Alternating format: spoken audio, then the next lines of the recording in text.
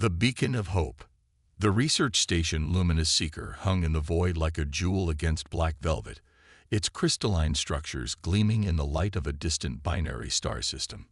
Inside the station's central observatory, lead researcher Talus Ver hovered over his console, his ape tendriled appendages carefully manipulating holographic displays, while his four eyes blinked in rapid succession. "Extraordinary," he whispered, his voice a melodic hum that resonated through the chamber. "The stellar harmonics are completely unlike anything in our database." Talus belonged to the Nivian Conclave, a species renowned throughout the Galactic Alliance for their scientific achievements and peaceful exploration. With bodies evolved for zero-gravity environments and neural networks capable of processing vast amounts of information simultaneously, the Nivians were the Alliance's premier researchers. Director Ver called out Kella Nix, the station's sensor specialist, her bioluminescent patterns pulsing with excitement. "The anomaly is expanding at a geometric rate. Energy readings are off the scale." Talus glided across the observatory toward Kella's station, his body undulating gracefully through the zero-gravity environment. "Show me the projection model." A three-dimensional hologram materialized before them, displaying a swirling vortex of energy that expanded outward from a central point. Data streams cascaded around the projection, numbers and calculations shifting faster than most species could comprehend. "This is troubling," Talus said, his voice dropping an octave. "If these calculations are correct, the anomaly will reach the Foros colony in less than 2 standard cycles." "Foros has 6 billion inhabitants," Kella whispered, her luminescence dimming with concern. "Alert the Alliance Council immediately," Talus ordered. "We need to evacuate." The station shuddered violently, alarms blaring throughout the structure. Red emergency lights bathed the observatory in an ominous glow. "We're under attack," shouted Maristor, the security coordinator. His usually pale blue skin had darkened to a deep indigo, the Nivian equivalent of fear. 3 vessels approaching from Vector 227.8. Configuration matches Krevlin Marauders. The Krevlins, violent opportunists who preyed on research vessels and remote outposts, taking whatever technology they could find, and leaving no survivors. The Galactic Alliance had been trying to suppress their activities for decades without success. "They must have detected our research on the anomaly," Talus said grimly. "The energy signatures would have been impossible to miss." Another violent shudder rocked the station. Status displays flickered, showing hull breaches in the outer rings. "Defensive shields failing," Maris reported. "Estimated time until complete failure, 7 minutes." Talus made a quick decision. "Begin emergency protocols. Secure all research data. Kella, help me establish a communication link to Alliance headquarters." As the crew rushed to follow orders, Talus and Kella worked frantically at the communications array. The main systems were already damaged, power fluctuating dangerously. "No response from Alliance channels," Kella reported. "The Krevlins are jamming our signals." Another blast rocked the station, more powerful than the previous ones. The lights flickered and died, replaced seconds later by the dim glow of emergency power. "Life support compromised," announced the station's artificial intelligence. "Estimated duration of remaining oxygen, 42 minutes. Talus looked around at his crew, 32 of the brightest minds in the Alliance, now trapped and facing certain death. The Krevlins would board soon. Take what they wanted, and leave no witnesses. "There's one option left," Talus said quietly, "though it violates our most sacred protocols." Kella's luminescence pulsed with understanding. "You can't mean—" "The Sol system," Talus confirmed. "Earth." A hushed silence fell over the observatory. Earth, the quarantined world, home to the species classified as Deathworlders by the Galactic Alliance. Humans had been confined to their solar system for centuries, deemed too unpredictable and potentially dangerous to join the wider galactic community. "The nearest Alliance patrol is 3 days away," Talus continued. "The Krevlins will have finished with us long before help arrives. but Earth is only 6 light hours from here. Director Immerse protested. Contacting Earth violates Quarantine Protocol 7 Alpha. The consequences will be irrelevant if we're all dead, Talus finished. And if the Krevlins get their hands on our research, they could weaponize the anomaly. Billions could die. Without waiting for further discussion, Talus moved to an auxiliary console and began inputting commands. A small, rarely used transmitter designed for emergency situations activated. This will bypass the standard Alliance channels, Talus explained. The humans maintain listening posts throughout their solar system. If we're lucky, they'll pick up our signal. Talus composed a message, his appendages moving with practiced precision over the controls. This is Research Director Talus Ver of the Nivian Research Station Luminous Seeker. We are under attack by Krevlin marauders. 32 crew members still alive. Life support failing. We have critical information regarding a stellar anomaly that threatens billions of lives. Please help us. These are our coordinates. As the message transmitted into the void, Talus turned to his crew. Now we wait. The station rocked again, more violently this time. The viewports in the observatory revealed the looming shapes of Krevlin vessels, ugly, asymmetrical constructions bristling with weapon arrays. Boarding craft detected, Immerse reported grimly. They'll breach the main airlock in minutes. Secure all research data, Talus ordered. If we don't survive, perhaps the humans will find it. They must be warned about the anomaly. As the crew prepared for the inevitable, none of them noticed a small indicator light on the communications console blinking rapidly, signaling an incoming transmission. Admiral Maya Santiago stood perfectly still, her weathered face illuminated by the holographic display in the United Earth Defense Force Command Center beneath the Olympus Mons base on Mars. The alien distress call played again, the translator converting the strange melodic language into crisp English. This is Research Director Talus Ver of the Nivian Research Station Luminous Seeker. We are under attack by Krevlin marauders. 32 crew members still alive. Life support failing. We have critical information regarding a stellar anomaly that threatens billions of lives. Please help us. The command center was a hive of controlled activity. Officers analyzing the signal, calculating coordinates, assessing options. Santiago's dark eyes narrowed as she studied the tactical display, showing the location of the distress call relative to Earth's fleet positions. Verification, she asked simply. Colonel Imani Wade, her intelligence officer, stepped forward. Signal authenticity confirmed at 98.7%, Admiral. It's genuine. The Nivians are a non-hostile species, primarily scientists. Alliance databases identify them as one of the founding members of the Galactic Council.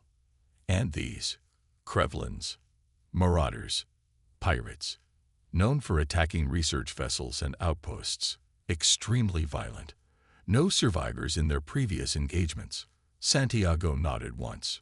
Status of the 7th Fleet. Fleet Commander Takahashi consulted his display. Battle group is on training maneuvers near Jupiter's L5 point. They could reach the coordinates in approximately 40 minutes at maximum burn. The Galactic Alliance quarantine explicitly forbids human military vessels from operating beyond Sol's heliopause, Wade reminded them. Breaking quarantine would be considered an act of aggression by the Alliance. Santiago didn't respond immediately. The quarantine had been in place for over 2 centuries. Earth had developed faster than light travel independently 80 years ago, but the Alliance had maintained their restrictions, citing humanity's violent tendencies and unpredictable nature. Diplomatic overtures had been rejected.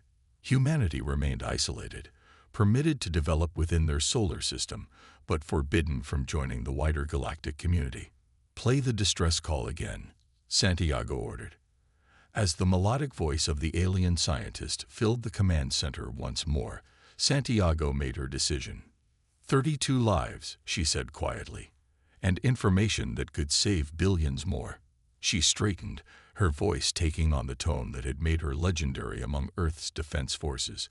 Prepare the 7th Fleet for immediate deployment. Battle stations. Weapons hot. Wade stepped closer. Admiral, with respect, this could be interpreted as an act of war by the Alliance. Santiago met her gaze steadily. I'm well aware of the risks, Colonel, but I will not stand by while innocent beings are slaughtered when we have the power to intervene. She turned to address the entire command center. The quarantine has kept humanity caged for too long. Perhaps it's time the galaxy remembered why they feared us in the first place. She activated the ship-wide communication system. All hands, this is Admiral Santiago. We have received a distress call from a non-human research vessel under attack by hostile forces. We are going to answer that call. Prepare for combat operations beyond the quarantine line. This is not a drill. Throughout the 7th Fleet, klaxons sounded as crew members rushed to battle stations. In the hangars, fighter pilots sprinted to their craft. On the bridge of the flagship UES Indomitable, Captain Marcus Chen watched the organized chaos with grim satisfaction. Coordinates locked in, reported his navigation officer. Course plotted for the Luminous Seeker. All ships reporting ready, Captain, added his XO. The fleet awaits your command. Chen nodded.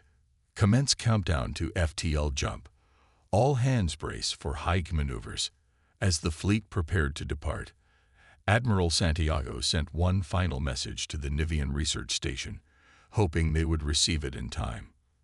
This is Admiral Maya Santiago of the United Earth Defense Force. Hold on, Luminous Seeker. We're coming. Fury of the Deathworlders. On the bridge of the Krevlin flagship Bloodthirst, Commander Drac Voss watched with sadistic pleasure as his boarding parties breached the main airlock of the Nivian research station. His leathery gray skin stretched across his face in what his species considered a smile, revealing rows of serrated teeth. Status report. He growled to his second-in-command. Boarding in progress, Commander. Minimal resistance encountered. The station's outer defenses have been neutralized. Voss grunted in satisfaction. The Nivians were scientists, not warriors. They would fall quickly, and their advanced research technology would fetch an astronomical price on the black market. Particularly valuable would be whatever they had discovered about the strange stellar phenomenon his sensors had detected days ago. Sir, called his sensor officer, voice tinged with confusion. I'm detecting unusual energy signatures at the edge of the system. Voss turned, irritation flashing in his yellow eyes. Specify. Unknown configuration, sir. Multiple signatures, approaching rapidly. They appear to be ships, but they don't match any Alliance design in our database. Before Voss could respond, the void erupted with light as 7 massive vessels materialized from faster-than-light travel, their sleek, predatory forms silhouetted against the stars. Emblazoned on their hulls was an unfamiliar insignia, a stylized Earth surrounded by stars. Impossible, whispered Voss. The quarantine. Sir, his communications officer interrupted. We're receiving a transmission from the leave vessel. The main view screen flickered to life, revealing a human female in a dark uniform adorned with gold insignia. Her expression was calm, but her eyes burned with unmistakable resolve. This is Admiral Maya Santiago of the United Earth Defense Force to Krevlin vessels. You are engaged in an illegal assault on a civilian research station. Withdraw immediately or face the consequences. Voss stared at the screen in disbelief.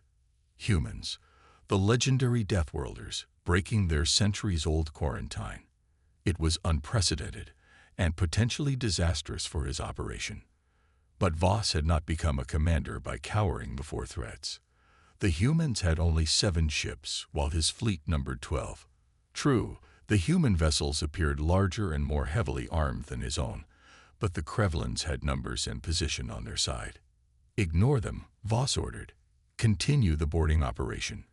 Bring all weapons to bear on the human vessels. Sir, his tactical officer responded. Scans indicate their ships are heavily armed and... I don't care, Voss snarled.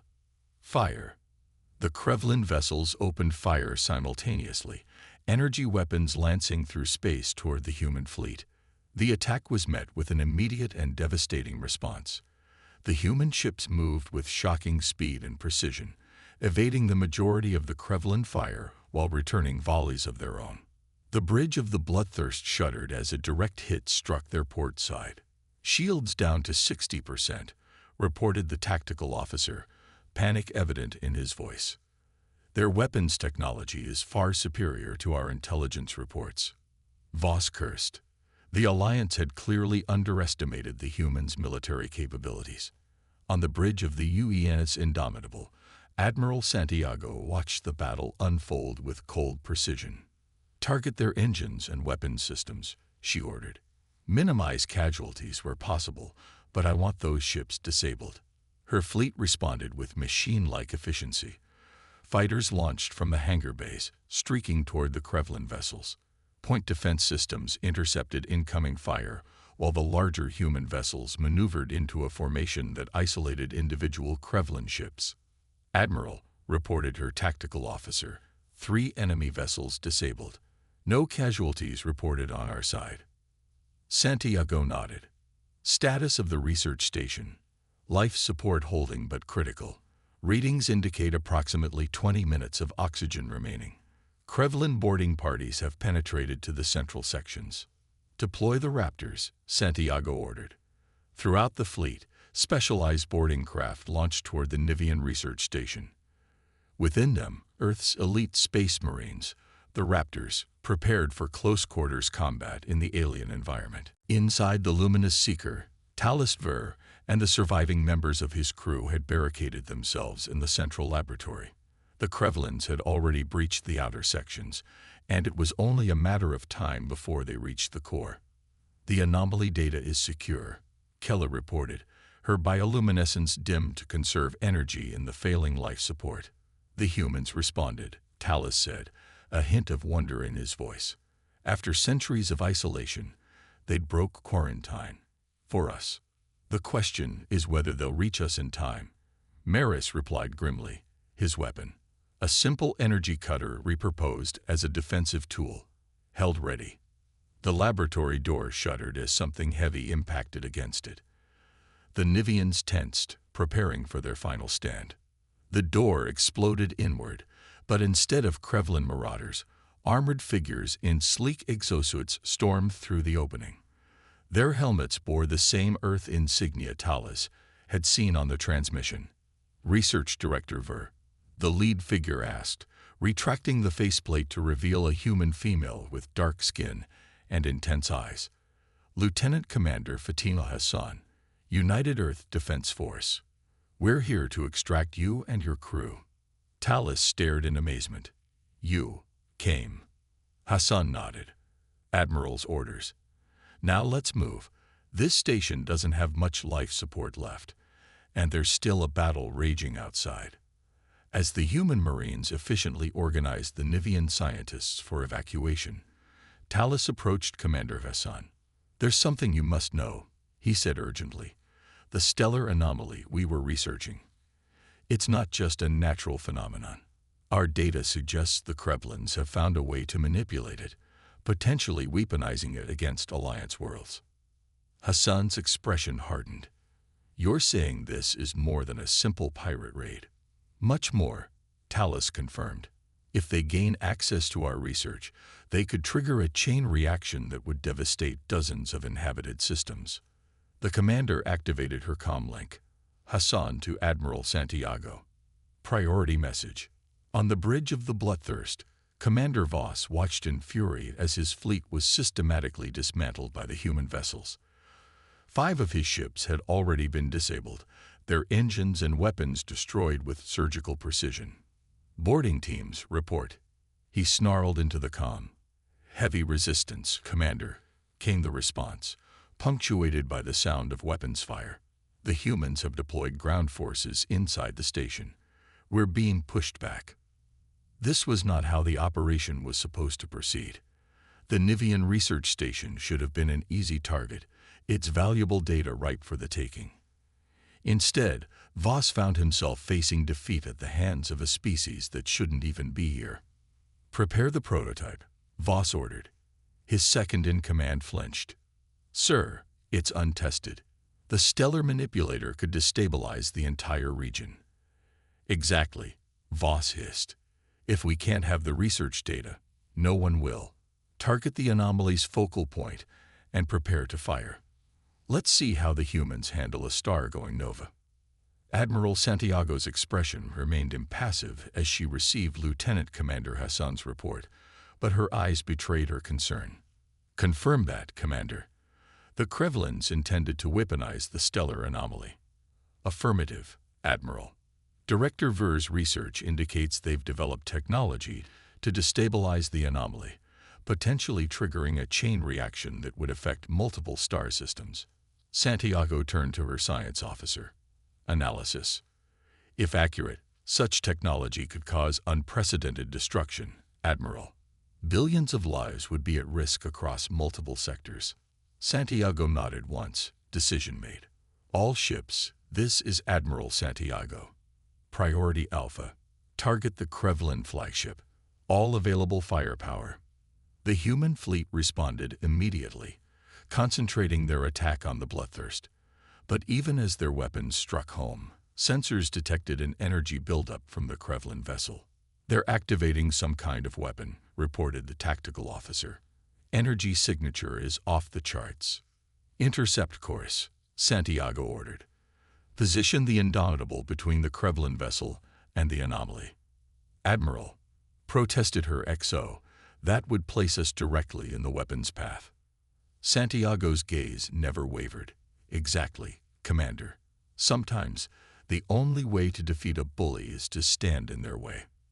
The UENS Indomitable surged forward, its massive form positioning itself as a shield between the Krevlin flagship and the distant stellar anomaly. On the Bloodthirst, Commander Voss watched in disbelief as the human vessel deliberately moved into the line of fire. They know, he realized. Somehow they know about the stellar manipulator. Sir, if we fire now, the backlash could destroy us as well, his tactical officer warned. Voss hesitated, his confidence wavering for the first time. The humans had proven far more formidable than expected, and now they were demonstrating a willingness to sacrifice themselves to stop his plans. Before he could decide, the Indomitable opened fire again, this time targeting the Bloodthirst's forward section, where the prototype weapon was housed. The precision strike overwhelmed the Krevlin vessel's remaining shields, cutting through the hull to strike the stellar manipulator directly. The resulting explosion tore through the Bloodthirst, cascading from deck to deck as secondary systems failed. Commander Voss was thrown across the bridge, his final thoughts a mixture of rage and disbelief that his grand plan had been thwarted by a species that should have remained safely quarantined. With their flagship destroyed and their leader presumed dead, the remaining Krevlin vessels surrendered. Admiral Santiago ordered her forces to secure the research station and collect all data related to the stellar anomaly. 1 week later, the UENS Indomitable hosted an unprecedented meeting. For the first time in centuries, official representatives of the Galactic Alliance set foot on a human vessel. The Alliance delegation, comprised of diplomatic representatives from 7 species, entered the conference room with visible trepidation. Admiral Santiago, accompanied by Director Tallis and Earth's diplomatic corps, rose to greet them. "Welcome aboard the Indomitable," Santiago said formally. "We appreciate your willingness to meet." The lead Alliance representative, a tall avian being named Arvin Cree, inclined his head slightly. "The circumstances are exceptional. Your intervention at the Nivian Research Station was unprecedented." As was the threat, Santiago countered smoothly. According to Director Ver's research, the Krevlin plan would have affected multiple Alliance worlds. Indeed, Cree acknowledged. The Alliance Council has reviewed the evidence. It appears we owe humanity a debt of gratitude. Tallis stepped forward, his luminescence pulsing with intensity. The human response was immediate and decisive. Without their intervention, my crew would have perished, and the Krevlins would have gained control of technology that could have devastated entire systems. The Alliance representatives exchanged glances, It was clear they were struggling to reconcile the long-held perception of humans as dangerous, unpredictable Deathworlders with the reality of a disciplined, principled military force that had risked their lives to save others. Perhaps, Kree said carefully, it is time for the Alliance to reconsider certain policies. The quarantine was implemented in a different era, based on limited understanding. Santiago smiled slightly. Are you suggesting the Alliance might be willing to end Earth's isolation? Not immediately, Kree clarified. But a process could begin. Observer status, initially. Cultural exchanges. Limited trade agreements. It's a start, Santiago agreed. Earth has waited a long time for the opportunity to prove ourselves as worthy partners in the galactic community. The meeting continued for hours, laying the groundwork for what would become known as the Santiago Accords, the first step toward humanity's integration into the wider galaxy. As the Alliance representatives departed, Talus approached Admiral Santiago. You know they still fear you, he said softly. The term Deathworlders is not easily set aside. Santiago's expression was thoughtful. Fear can be a barrier, but also a bridge. Today, the Alliance feared what might have happened without our intervention more than they feared us directly. Its progress. And if the Krevlins or others like them strike again? Talus asked. Santiago's gaze turned toward the stars visible through the viewport, countless worlds now potentially within humanity's reach for the first time. Then they'll discover why Deathworlders make the best allies, she said simply. And the worst enemies.